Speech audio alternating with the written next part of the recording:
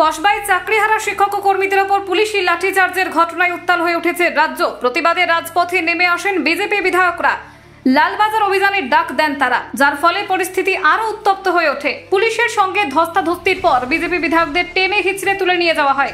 ঘটনায় 8 জন বিজেপি বিধায়ককে আটক করা হয়েছে।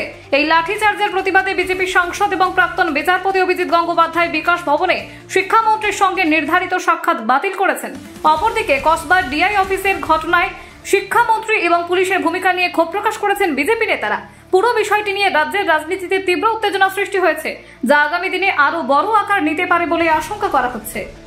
যারা যোগ্য প্রার্থী তাদের পাশে থাকছি, তারা যদি কোনো মামলা করতে চান, তারা যদি এই যে লিস্ট পাবলিশ হবে বলে আমরা মনে করছি, এইটা থেকে নিজেদের অবস্থান খুঁজে নিয়ে, এবং আমরাও সেটা খোঁজার চেষ্টা করব, যদি পাবলিশ হয়, না হলেও আমরা জানি কি করে করতে হবে, সে ব্যবস্থা নেব।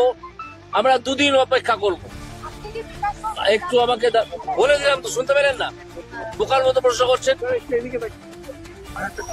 আমরা এটা করব এবং আমরা সব সময় সর্বতভাবে 24 ঘন্টার প্রতিটি মিনিট আমরা উদ্বেগে আসি। এই যারা চাকরি হারালেন হঠাৎ যোগ্য প্রার্থীরা মমতা ব্যানার্জির দুর্নীতির জন্য, তাদের জন্য আমরা শেষ পর্যন্ত থাকব।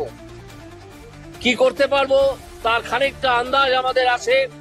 আমার মনে হয় জয় যোগ্য প্রার্থীদের হবেই।